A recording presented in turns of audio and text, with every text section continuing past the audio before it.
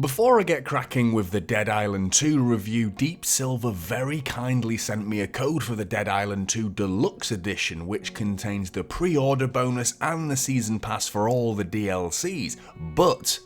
I've already bought myself a copy, so I figured I might as well give you marvellous people a chance to bag yourself a copy of Dead Island 2 instead. Get in the comments, I'll have a read of those, and the best one wins Dead Island 2 on the platform of your choice. Right, onto the review itself. Dead Island 2. I had no idea that LA was an island, which I thought was pretty interesting, but what genuinely did surprise the hell out of me was the gore. Even the seasoned veteran zombie-slaying mercenaries that have been desensitized to dismembering the dead ever since the original Resident Evil will be shocked by the sheer volume of blood and guts that are painted all over this game. I can't go back in there. There's an almost artistic nature to the gore, and Deep Silver pull no punches in that regard, right from the intro of the game as the blood trickles through the Dead Island 2 logo. It was genuinely shocking to the point where I'll be surprised if this video doesn't get demonetized as a result. God help the amazing zombie gaming channels out there with these new policies, but that's a whole other subject.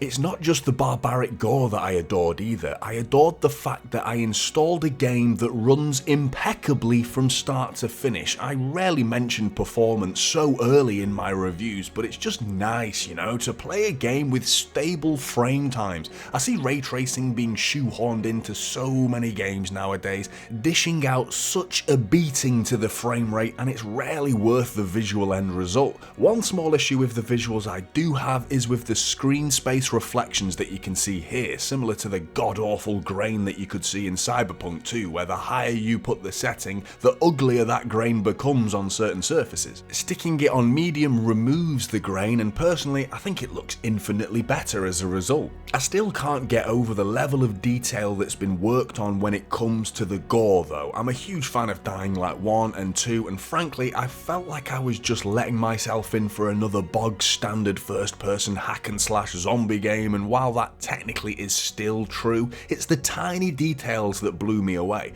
Some of these details are literally jaw dropping, with a zombie's jaw hanging by a thread to the rest of its skull, or its eyeballs leaping out and dangling from its face while somehow still gazing into my soul, and even items of clothing like a hat or a pair of sunglasses flying away after a ferocious whack of whatever remorseless weapon you're swinging this time. Gotta enjoy the little things. Another little thing that I really enjoyed though, there's very little chance of you getting attached to any one weapon, with a constant cycle of new weapons being made available on the reg. Unlocking or finding new blueprints to apply various mods to your weapons was a familiar process to anyone who's played the original Dead Island, but what I was most fearful of was a gameplay loop that went stale early, and during my playthrough I felt like there were one or two moments where that might prove to be the case, but just as those feelings started to surface, a new gameplay system was introduced, like the introduction of firearms or the curveballs, which are basically just the variations of throwables that you can unlock. The Fury mode is unlocked about a third of the way in, but in Dead Island 2, Fury can also be upgraded with special attack moves as well. And then there's the autophage perks, which I don't want to spoil for you too much, but you're basically applying various bombastic zombie powers to your weapons that obviously increase its power while also taking a toll on your humanity in the process, and eventually the Newman skills, which are again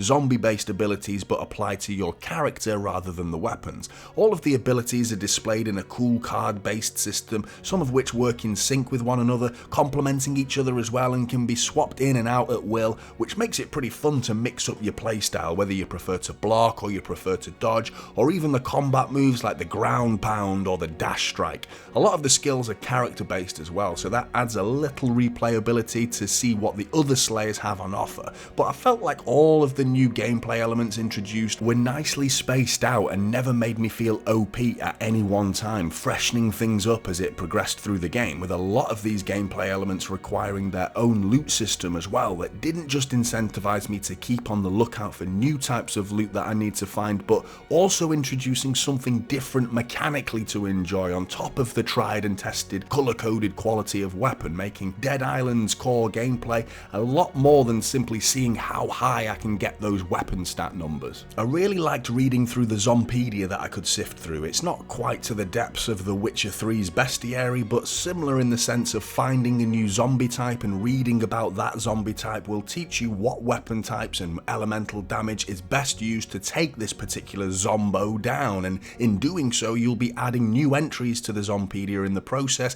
and learning even more as you go along. The actual feel of the combat is really good, and it's a combat model that's always hard to get right, with first person combat being notoriously harder to get right compared to third person combat in the overall feel and the feedback that it provides the player. Dead Island 2 does a really good job of it in truth, and the melee weapons are far superior to the feel compared to the guns, but the gunplay doesn't feel that bad at all either, just not quite up to the same level of the satisfaction that I got from a good old fashioned melee weapon swing. The balancing between melee weapons and guns was done reasonably well. Clearly guns takes them down a lot quicker, but you'll draw more of them into your position in the process, and each weapon's ammunition is pretty limited too. With melee, I much preferred to block rather than dodge, and the slow motion animations felt like a well-deserved bit of eye candy to enjoy after a well-placed, crunching blow to the face. Elemental damage is a vital mechanic, effectively shepherding these zombarinos towards a particular electrical device, let's say, after creating a puddle of water for yourself, or a well-timed Molotov on a pool of oil, or the caustic element that'll deform your new zombie friends beyond anything that was once recognized as a human being.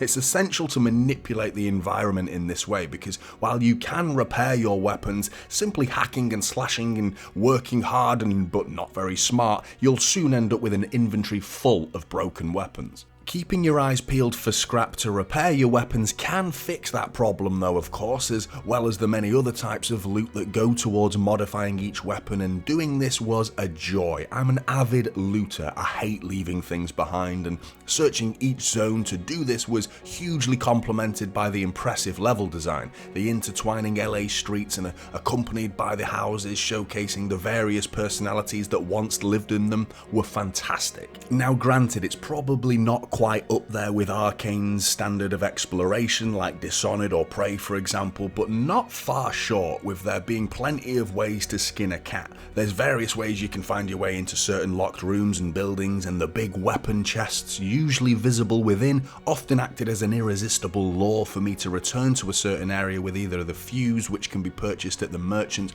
or the keys to specific safes that can only be found on a particular zombie. Now, you've probably noticed most of the footage doesn't actually have the zombie names, the health bars, and the damage numbers being displayed, which is just an immersive preference of mine, but you might find it easier to find these zombies with specific keys by keeping these on, as their names usually give away which one has the key, just FYI. Don't expect much when it comes to narrative though, it's a zombie apocalypse, there's not much else to say really. The dialogue was cheesy and very self-aware of that fact as well, with everything usually being said in jest whilst meeting some of the local LA barn pots, and the actual vocal performances were really good, in fact, delivering each cheesy line with an extra dollop of cheese with every opportunity. One thing I couldn't stand though, the soundtrack. I remember the original Dead Island trailer. It was an incredible piece of music that was intentionally contrapuntal to the whole child zombie attacking her parents vibe,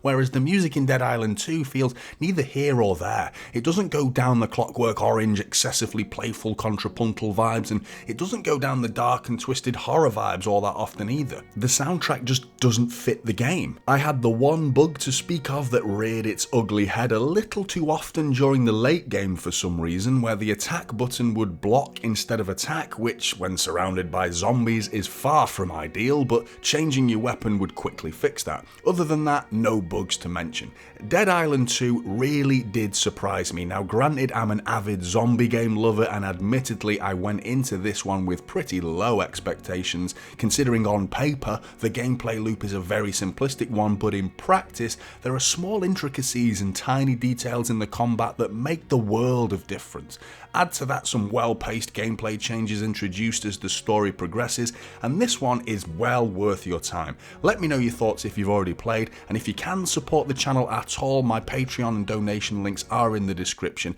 I'll see you in the next one.